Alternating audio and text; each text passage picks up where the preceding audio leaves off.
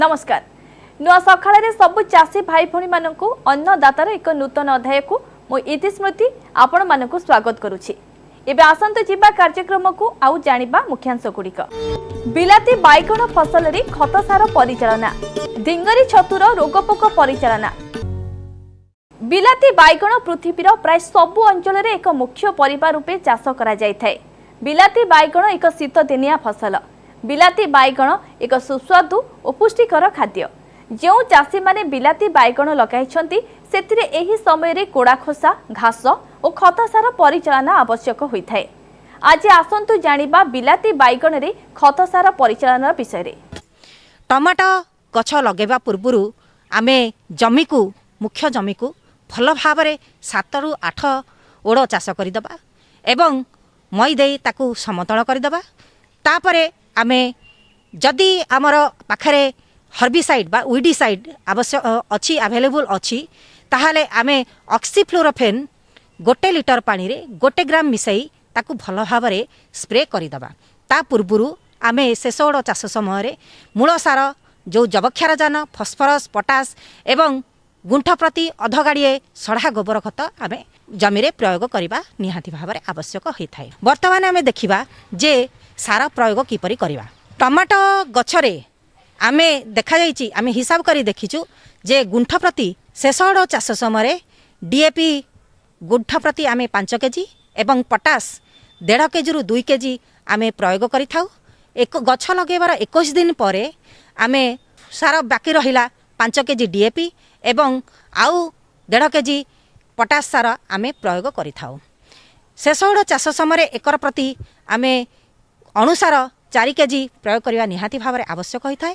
कारण बोरन अनुसार अभाव टमाटो फल मध्य फाटी जबार संभावना थाए। तेणु आमे अनुसार प्रयोग करने निहाती आवश्यक होता है।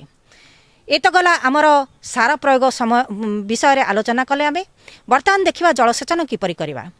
आलू, बिलाती बाइगण, बाइगण, लंका एवं कैप्सिकम ए सब गोटे जातिर आमर फसल। तेणु आलू फसल रे जेमती आमे जलसेचन करथिले सेमती टमाटो फसल रे मध्य आमे जलसेचन करबा। जलसेचन किपरि करबा ना माटीर बतर देखि, वायुमंडलर अवस्था देखि, गछर अवस्था देखि आमे जल प्रयोग करबा। जलसेचन जते बेले करबा सेते बेले सियारर अधभाग को आमे पानी रे दबा एवं आउ जो अधभाग रहिला कैपिलरी राइज अनुसार ताहा आउ जो अधार अधभाग ताहा ओदा ही थाए एवं आउ 1/4 भाग ताहा सुखिला रही थाए। गछ मूल सुखिला रहिले विभिन्न प्रकार रोगपोक दाउरू आमे गछ को रक्षा करि थाउ। वर्तमान देखिबा किपरि भाबरे आमे अमल करिबा। साधारणतः गछ लगेबार 45 दिन परे आम टमाटो गछरे फूल आस्ताए एवं फूल आसीबार 15 दिन परे आमे प्रथम फल अमल करि थाउ। टमाटो अमल प्राय 2 रु 2.5 मास पर्यंत आमे कंटिन्यूअसली करि थाउ एवं टमाटो फल जेते बेले 3/4 पाची जीव सेति बेले आमे अमल करबा निहाती आवश्यक होइथाय। फलरे आमे टमाटो को बहुत दिन पर्यंत रखि परिबा एवं आमर बिक्री बटारे मध्य किछि असुविधा हबो नाही। वर्तमान आसीबा जे आमे एकर प्रति जदि आमे हाइब्रिड किसम करबा ताहाले निश्चित भावरे आमे प्राय 100 रु 150 क्विंटाल पर्यंत आम ओडिशा माटी रे अमल करि परिबा एवं खर्च को बाद दे आमे एकर प्रति प्राय 50 रु 60 हजार टंका पर्यंत आमे टमाटो फसल रे लाभ पाई परिबा। आउ गोटे कथा मने रखिबे जदि अर्ली टमाटो करिवे बा सहल किसम टमाटो करिवे ताहाले मध्य आपण अधिक लाभ पाई परिबे जोटा कि हमर एकर प्रति 60 रु 70 हजार टंका पर्यंत खर्च को बाद दे आमे पाई परिबा। आरका रक्षक भेराइटी जहाँ Indian institute of horticulture research बाहरी साधारणतः सही जो गछ गुड़िक बा सही किसम गुड़िक अधिक अमलक्षम जहाँ कि आमको हेक्टर प्रति प्राय 800 रु 900 क्विंटाल पर्यंत अमल दे थाए। एबे गोटे छोटिया विरतिर समय विरति परे आपण मानकु पुणी थरे स्वागत। दर्शक बंधु, जुगे जुगे छतुर आदर रहिछे। एहा जेउ भली सुआदिया सेही भली पुष्टिकर और औषधीय गुण संपन्न छतु को मध्य आम राज्यर लोक माने माछ मांसर विकल्प भावे व्यवहार करती। यार उत्पादन कौशल अत्यंत सहज आउ सरल। बेसी किछि जंत्रपातिर आवश्यकता नाही। तेणु यहाकु व्यावसायिक भित्तिरे मध्य चाष करा जाई परिबो। एबे शीत दिन आरंभ होइजिबो। तेणु यही समय होउछि ढिंगिरी छतुर समय। आज आसंतु जानिबा ढिंगिरी छतु रोग परिचालना विषय रे।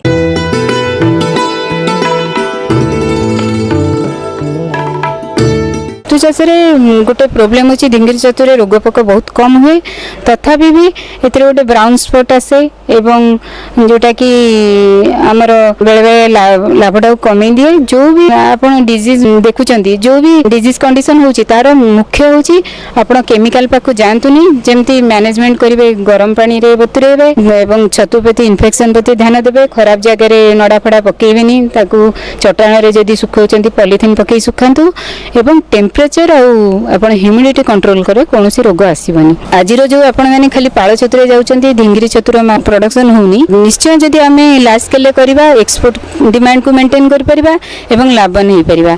आज जो आपण कहले लाभ केते विषय कहूची 100 बेड जने लेडी पकेला से 20 बेड दिन को 20 अल्टरनेटिव डे रे 20 टा बेड पकाउ निजे मते करि परिबो। एबे आसंतु जानिबा ढिंगरी छतुर आय व्यय विषय रे। दिन को 100 टी छतु बेड पकाइले खर्च गोटे धान बिडार दाम 3 टंका, 6 टी बिडार दाम 18 टंका, 100 टी धान बिडार दाम 1800 टंका, मंजी बोतलर दाम 20 टंका हिसाब रे 2000 टंका, दर सिझा गहमर दाम 200 ग्राम 400 टंका, पॉलिथिन र दाम 300 टंका, मजूरी और अन्य खर्च 500 टंका, मोट खर्च 5000 टंका। दिन को 100 टी छतु बेड पकाइले लाभ 100 बेड अमल हुए 150 किग्रा 80 टंका हिसाब रे बिक्री करेले 12000 टंका, खर्च हुए 5000 टंका, मोट लाभ 7000 टंका, वर्ष को लाभ मिलिबो 84,000 टंका। ताला अमल परवर्ती कोन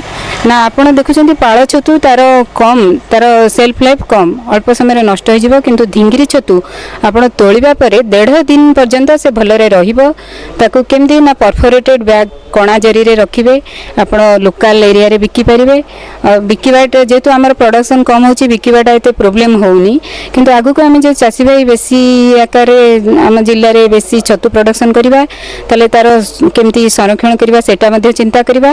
एक तो पाखरे फ्रेश छतु तो बिकी परिबे किंबा आपण ताकू 0 रु 5 डिग्री सेंटीग्रेड टेम्परेचर रे आपण 2 रु 4 दिन पर्यंत आराम रे रखि परिबे एवं ताकू जदी आपण ठंडा मेंटेन करी कोनसी भ्यान रे एक्सपोर्ट करिवे ताले 1 रु 2 वीक पर्यंत मध्ये भलरे रहि परिबो। द्वितीय ताले आपण ताकू सुखेई परिबे। सुखेबे केमती ना आपण 2 रु 4 डिग्री मॉइस्चर थिबा पर्यंत सुखेबे। सुखेबा को आपण सोलर ड्राइंग कर परिबे एवं आपण सोलर ड्रायर मध्ये मिलुची चासी एसएचजी ग्रुप रे सेटा किणी की ताकू सुखेई परिबे। 2 रु 4 डिग्री मॉइस्चर थिला पर्यंत सुखेई किना ताकू पैक कर दियंतु पॉलीपैक कले ए 2 मास पर्यंत रही परिबो एवं 2 रु 3 मास रही परिबो। रही पारला पर आपण केम ताकू यूज करिवे ना जेबे व्यवहार करिया को चाहिबे ताकू उषुम पानी रो 40 रु 50 डिग्री सेंटीग्रेड टेम्परेचर हेतु उषुम पानी रे पकेले 20-30 मिनिट भितर से पूर्वावस्था को फेरी आसीबो। जदियो संपूर्ण पूर्वावस्था को न आसीबो आपण किले छतु जदी ड्राई करी रखिचंती आपण 800 छतु ओजन पर्यंत हेई परिबो। ए दुटा ता बादे आपण प्रोसेसिंग कोन करि परिबे ए तो संरक्षण कथा प्रोसेसिंग कर परिबे। सोलर ड्रायर किणी की ताकू आपण ड्राई करिकी पाउडर करी आपण बॉडी रे पके परिबे पांपड़ रे पके परिबे। आ बादे स्कूल पिलांकर जो मिड डे मील छतुआ होची तादरो मध्ये एडिशन हेले आपनकर भल गोटे पिला मानकर पे एटा हेल्दी डाइट हबो। तेणु आउ आपण माने जो आपनकर गंजाम जिल्ला रे मु जेते छतु चासी मानन को जाउची करूचंती समस्त ढिंगिरी छतु किंतु तांकर जेतु लोक मानकर डिमांड नाही संगर आग्रह कमी जाउची।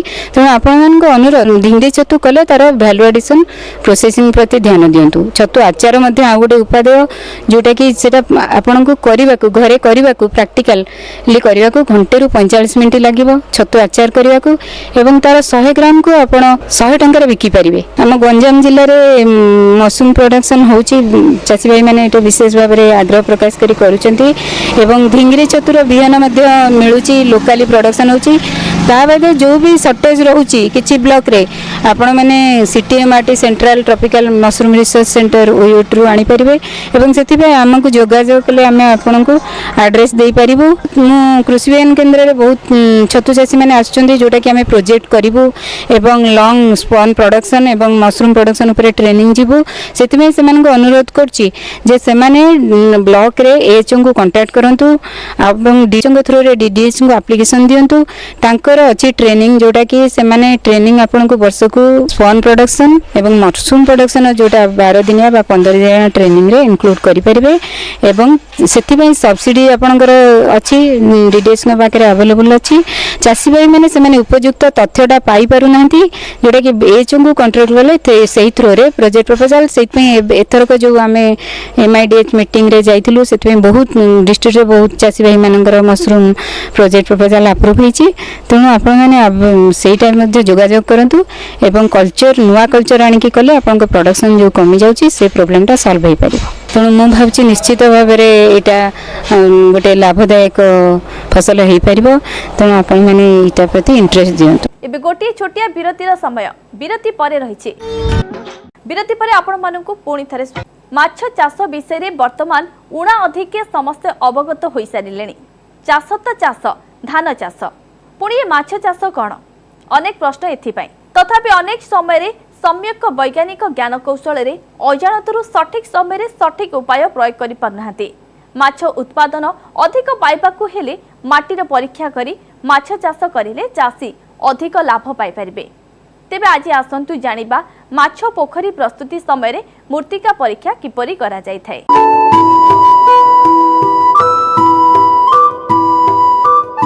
जदि आमे सार परिचालन विषय रे आलोचना करिबा माछ मध्य एक फसल हिसाब रे परिणत हेबो। माछ चाष रे माटीर भूमिका बहुत गुरुत्वपूर्ण। पोखरी रे माछ छाड़ुचंती बहुत चासी भाई मानकर प्रश्न आसे जे मो पोखरी माछ बढ़ू नांती किंतु से पोखरी माछ बढ़ुचंती। यार कारण होची जे आपण पोखरीर माटीर उर्वरता शक्ति कम अछि जार बढ़ू नांती।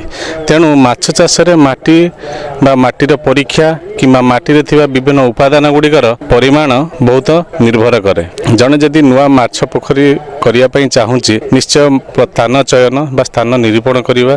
स्थान निरूपण कला बेले एमिति जगह चयन करिया दरकार जोटाकर माटी आपणकर पंकुआ किंबा दोरसायुक्त होइथिबो खाल जमी होइथिबो जोंथरा कि जो जल धारण करी रखियर क्षमता अधिका थिबो। ता सहित माटी पोखरी खुली सारला परे आमे निश्चित माटीटी परीक्षा करिवा। काईना पोखरी रे माछ बढ़िबा पई हमर मुख्यतः तीनटी उपादान दरकार।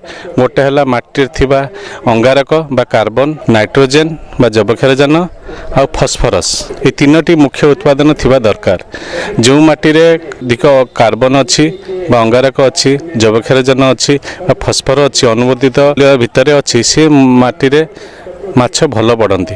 कहीं ना माछ मानकर प्राकृतिक खाद्य जो प्लांक्टन सृष्टि उपरे तार प्रभाव रही है। जैवक्षारजान हो कार्बन हो किंबा फॉस्फोरस हो से प्रभाव माटीर प्राकृतिक खाद्य प्लांक्टन उपरे प्रभाव रही है।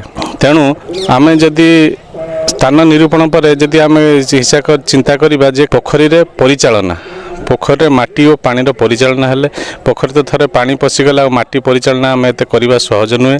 तेणु माटीर गुणवत्ता यदि ठीक थिबो ताल पानीर गुणवत्ता ठीक रहिबो। सेतिपई आम मझिरे मझिरे चून प्रयोग करवा दरकार। चून प्रयोग कले चून कौन करे पानी को विशोधन करने सहित माटी रे थिबा विभिन्न मिनेराल को अणुसार को विघटन अनुसार को ऊपर को निर्गत करिवारे सहाय्य करिता है। ता सहित आमे साधारणतः प्लांक्टन वृद्धि निमंते जैविक सार यथा गोबर खत कुकुड़ा खत बायोग्लास सरी एगुड़ा प्रयोग करथांतु। ताहा करिवा द्वारा सेगुड़ा पोखरी पकाइवा द्वारा पोखरी माटी रे थिबा अणुजीव माने सेगुड़ा को विघटन करी ताकू ता देरु कार्बन नाइट्रोजन और फॉस्फोरस एगुड़ा निर्गत करिथांती जोगुड़ा कि ଆପଣଙ୍କର ମାଛର ବୃଦ୍ଧି ପାଇଁ ବା ପ୍ଲାଙ୍କଟନ ସୃଷ୍ଟି ପାଇଁ ଦରକାର। ଯେଉଁ ପରିସ୍ଥିତିରେ ଆପଣମାନେ ସାଧାରଣତଃ ଦେଖାଉଛି ଗାଁ ପୋଖରୀ ଗୁଡ଼ାକରେ ଆମେ ଜୈବିକ ଖତ ସାର ପ୍ରୟୋଗ ଉପରେ ବହୁତ ଆପତ୍ତି ରହିଛି ବା ଜୈବିକ ଖତ ସାର ସେମାନେ ପ୍ରୟୋଗ କରିପାରିବେନି। ସେ କ୍ଷେତ୍ରରେ ଆପଣ ଉପଯୁକ୍ତ ପରିମାଣରେ ଆଉ ଉପଯୁକ୍ତ ସାଇଜ୍ର ମାଛ ଜାଆଁଳ ପୋଖରୀରେ ଛାଡ଼ନ୍ତୁ। ତାହା ସହିତ ବଜାରରେ ବିଭିନ୍ନ ପ୍ରକାର ପ୍ରଡ଼କ୍ଟ ଆଭେଲେବୁଲ୍ ହେଲାଣି, ହ୍ୟୁମିକ୍ ଆସିଡ୍ ପ୍ରଡ଼କ୍ଟ ଆଭେଲେବୁଲ୍ ହେଲାଣି, ଯେଉଁଗୁଡ଼ାକି ପୋଖରୀରେ ପ୍ରୟୋଗ କଲେ ଆପଣଙ୍କର ସେ ଜୈବିକ ଗୋବର ଖତ ବା କୁକୁଡ଼ା ମଳ କି ଗ୍ଲାସ୍ ସରି ଯେଉଁ କାମ କରିଥାଏ ସେଗୁଡ଼ା ବି ସେଇ କାମ କରିଥାଏ, ସେଗୁଡ଼ାକୁ ପ୍ରୟୋଗ କରନ୍ତୁ। ମାଟିର ଅମ୍ଳତା ବା ପାଣିର ଅମ୍ଳତା ଆମର 7.5ରୁ 8.5 ଭିତରେ ରହିବା ଦରକାର। ଯଦି ଏ ଅମ୍ଳତାଟା କମ୍ ରହୁଛି କିମ୍ବା ଅଧିକା ରହୁଛି ତେଣୁ ଏଇଟା ମାଛଙ୍କ ପାଇଁ ଶୁଭକାରକ ନୁହେଁ। ମାଛର ବୃଦ୍ଧି ଘଟିବ ନାହିଁ, ପୋଖରୀରେ ଉପଯୁକ୍ତ ପରିମାଣରେ ପ୍ଲାଙ୍କଟନ ସୃଷ୍ଟି ହେବେ ନାହିଁ, ଯାହାଫଳରେ କି ଆମେ ଛାଡ଼ିଥିବା ମାଛର ଅଭିବୃଦ୍ଧି ଠିକ୍ ଭାବରେ ହେବ ନାହିଁ। ତେଣୁ ଏହି ସଚେତନତା କାର୍ଯ୍ୟକ୍ରମରେ ମୁଁ ମଧ୍ୟ ଆମର ମତ୍ସ୍ୟଚାଷୀ ଭାଇମାନଙ୍କୁ ଭଉଣୀମାନଙ୍କୁ ଏତିକି କହିବି ଯେ ଆପଣ ମାଛ ଚାଷ କରୁଛନ୍ତି ସତ, କିନ୍ତୁ ମାଟିରେ ଓ ପାଣି ଉଭୟର ଗୁଣବତ୍ତାଟାକୁ ସଠିକ୍ ଭାବରେ ପରୀକ୍ଷା ନିରୀକ୍ଷା କରି ମାଛ ଚାଷ କରନ୍ତୁ। ତାଦ୍ୱାରା ଆପଣମାନେ ଲାଭବାନ ହୋଇପାରିବେ। ଆପଣମାନେ ମାଛ ଚାଷ ସହିତ କୁକୁଡ଼ା ପାଳନ କିମ୍ବା ମାଛ ବନ୍ଧ ହୁଡ଼ାରେ ଆପଣ ବିଭିନ୍ନ ଫଳ ପନିପରିବା ଲଗାଇ ପାରିବେ। କାହିଁକି ଗୋଟେ ଏକର ଆପଣ ଜମି ଖୋଳିବାକୁ ଯିବେ, ତା ଦେହରେ 20 ଡିସମିଲ୍ ପାଖାପାଖି ଆପଣ ବନ୍ଧ ବା ହୁଡ଼ାରେ ପଳାଇ ଯାଇଥାଏ। ତେଣୁ ସେଇ ଖାଲି ପଡ଼ୁଥିବା ହୁଡ଼ାଟାକୁ ବି ଉପଯୋଗ କଲେ ଆପଣ ସେ ଜାଗାରୁ ବି କିଛି ଦିଟା ଅମଳ କରିପାରିବେ। ଆଜିର ଅନ୍ନଦାତା ଆପଣଙ୍କ ସେବା ସୋପାନରେ କାହା ପ୍ରଶ୍ନର ଉତ୍ତର ରହିଛି ଆସନ୍ତୁ ଜାଣିବା। ଆଜିର ଅନ୍ନଦାତା କାର୍ଯ୍ୟକ୍ରମ ନିଃଶୁଳ୍କ ଫୋନ୍ ସେବା ମାଧ୍ୟମରେ ଗଞ୍ଜାମ ଜିଲ୍ଲାର ବ୍ରହ୍ମପୁର ଗ୍ରାମର ଚାଷୀ ନିରଞ୍ଜନ ସାହୁ ସେ ହରଡ଼ ଫସଲରେ ବିଭିନ୍ନ ପ୍ରକାର ରୋଗ ପୋକର ପରିଚାଳନା କିପରି କରାଯାଏ ସେହି ବିଷୟରେ କିଛି ତଥ୍ୟ ଜାଣିବାକୁ ଚାହୁଁଛନ୍ତି। ଆସନ୍ତୁ ଜାଣିବା ଆମର ଏହି ପ୍ରସ୍ତୁତି।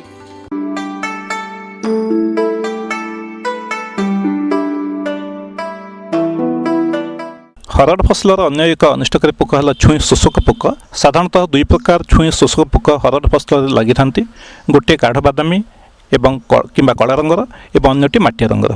ଏହି ଛୁଇଁ ଶୋଷକ ପୋକ ଫଳ ଉପରେ ଧାଡ଼ିରେ ଅଣ୍ଡା ଦେଇଥାନ୍ତି।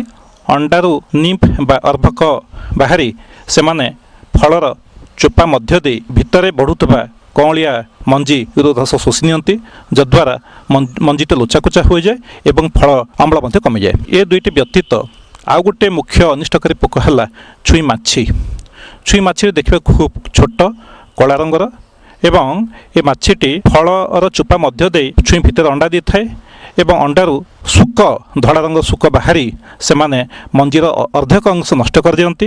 ଆମେ ଯଦି ଏଭଳି ଗୋଟେ ଆକ୍ରାନ୍ତ ଛୁଇଁକୁ ଖୋଲିଦେବା ତାହେଲେ ଭିତରେ ନଷ୍ଟ ହୋଇଥିବା ମଞ୍ଜି ସହିତ ଲାଲ ରଙ୍ଗର ପୋକର କୋଷା ମଧ୍ୟ ଦେଖିବାକୁ ପାଇବା। ଏ ତିନୋଟି ପୋକ ଛଡ଼ା ଆଉ ଗୋଟେ ମୁଖ୍ୟ ପୋକ ହେଲା ବ୍ଲିଷ୍ଟର ବିଟିଲ୍ ବୋଲି କହୁ ବା ବାଘୁଆ ପୋକ। ଏହା ଦେଖିବାକୁ ଭଅଁର ପରି, ଏହାର ଡାଣ ଉପରେ ଲାଲ ଏବଂ କଳା ରଙ୍ଗର ପଟି ଥାଏ ଏବଂ ବିଶେଷତଃ ଫୁଲ ହେବା ସମୟରେ ଏ ପୋକ ଆକ୍ରମଣ ଦେଖାଯାଇଥାଏ ଏବଂ ପୋକଟି ଫୁଲକୁ ନଷ୍ଟ କରିଦିଏ, ଯଦ୍ୱାରା ସେଥିରୁ ଛୁଇଁ ବାହାରେ ନାହିଁ। କେତେକ ଶୋଷକ ପୋକ ମଧ୍ୟ ହରଡ଼ ଫସଲ ଦେଖାଯାଆନ୍ତି, ଯେମିତି ଜଉ ପୋକ, ଉକୁଣିଆ ପୋକ, କାତି ପୋକ ଇତ୍ୟାଦି। ଜଉ ପୋକ ଏବଂ ଉକୁଣିଆ ପୋକ ପତ୍ର ତଳେ ମେଞ୍ଚା ମେଞ୍ଚା ଲାଗି ରହିଥାନ୍ତି, ପତ୍ରରୁ ରସ ଶୋଷି ନିଅନ୍ତି, ଯଦ୍ୱାରା ପତ୍ରଟି ହଳଦିଆ ଦେଖାଯାଏ, ଲୋଚାକୋଚା ହୋଇଯାଏ ଏବଂ ଗଛ ଭଲ ବଢ଼େ ନାହିଁ।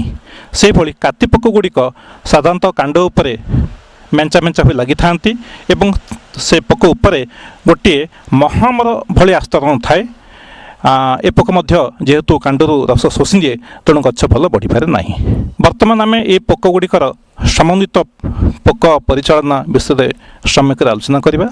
ପ୍ରଥମ କଥା ହେଲା ଯେ ହରଡ଼ ଫସଲରେ ଆମେ ଯଦି ଭଲକରି ଘାସ ଲଟା ସଫା କରିବା ଏବଂ ଫସଲକୁ ପରିଷ୍କାର ପରିଚ୍ଛନ୍ନ ରଖିବା ତାହେଲେ ଏସବୁ ପୋକ ଉପଦ୍ରବ କମିଯିବ। ତା ସହିତ ନିମ୍ବ ଭିତ୍ତିକ କୀଟନାଶକ ଯଦି ଆମେ ନିୟମିତ ବ୍ୟବଧାନରେ ଦେଇ ଚାଲିବା ତାହେଲେ ମଧ୍ୟ ଫସଲକୁ ଏହା ବିଭିନ୍ନ ପୋକ ଆକ୍ରମଣରୁ ରକ୍ଷା କରେ।